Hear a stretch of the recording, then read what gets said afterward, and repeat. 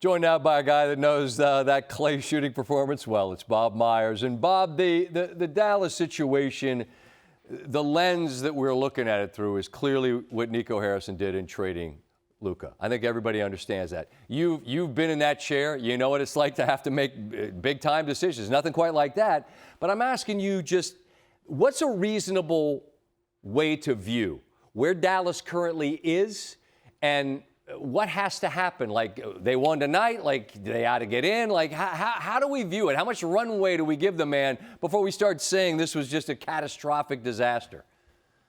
Well, I don't know what you're saying. People are already doing that, Scott. I mean, whether it's fair or not, the catastrophic disaster strategy has been pounding this Dallas organization since this trade happened. I mean, to the tune of people not believing it from the start. So the real thing is, if you're asking how should they be evaluated, well, this guy is taking a lot of the heat, a lot of the brunt. And you said it, when you sit in that job, that's what you sign up for. The thing that I think is interesting is that this is actually hard to watch. I mean, this is more, I think this is somewhat unprecedented. I don't know if, Scott, you've been in sports a long time. Have you ever seen this kind of vitriol for a general manager? Have you seen this before? Not at that level. And then, you know, I get it. He has the press conference and then double downs and defense wins championships. 44-point second quarters win games, not championships. And I'm not excusing what he did. I mean, look, he's a grown man. He made the decision. He'll live with it. I'm just asking you, as a guy who's been in this position, like, what's the amount of runway that it is a reasonable amount of runway to provide to say, you know what, this was not that it worked or didn't work, but like, where are we from your perspective? Yeah. So look, you're allowed to do what you're allowed to trade whoever you want. That's one of the hard and great parts of the job. A coach coaches the players in front of him. A GM can trade a star. He can trade 5 draft picks. He can trade a role player. He can trade whatever he wants. There's no boundaries.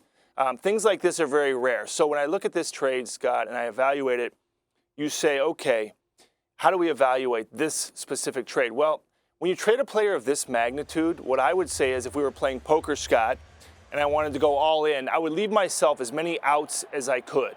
So when you traded Luka Doncic, what Nico did was he traded for a great player. Anthony Davis is a great player, and Max Christie's a good player. And that first-round pick, who knows?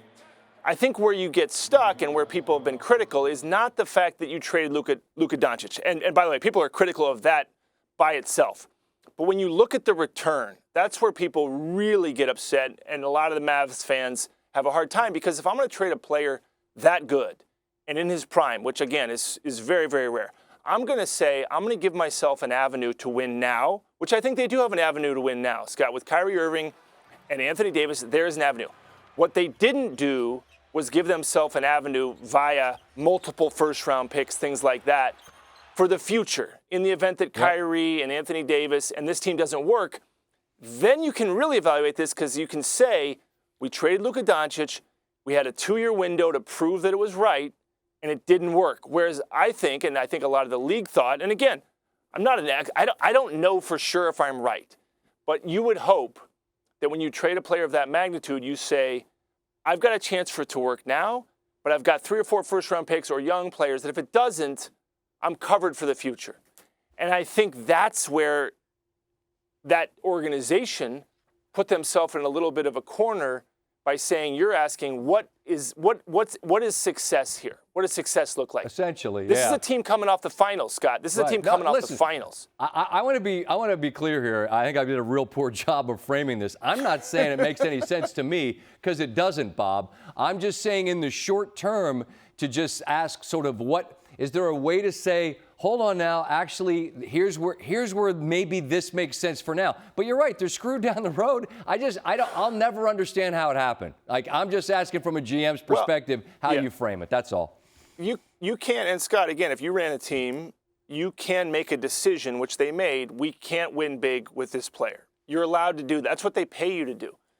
But beyond that, if you move a guy that everybody recognizes, let's say worst case top 10, most people think he's a top 5 player. Do I allow myself many avenues to success? That's what your question is. What does success look like? How does this work for the Mavericks? And by the way, I'm being critical. I want it to work. I think Dallas is good. I like Nico.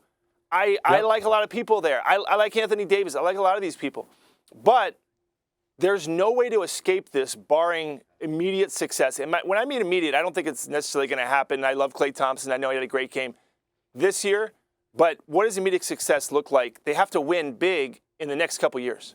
All right. And it's hard to squint to see it. Obviously, Kyrie getting injured changes what they are for the moment. There'll be some time for that, but there's not a ton of runway. Bob, I appreciate you, man. Thanks for hanging out late with me. I'll talk to you soon. Thanks, man.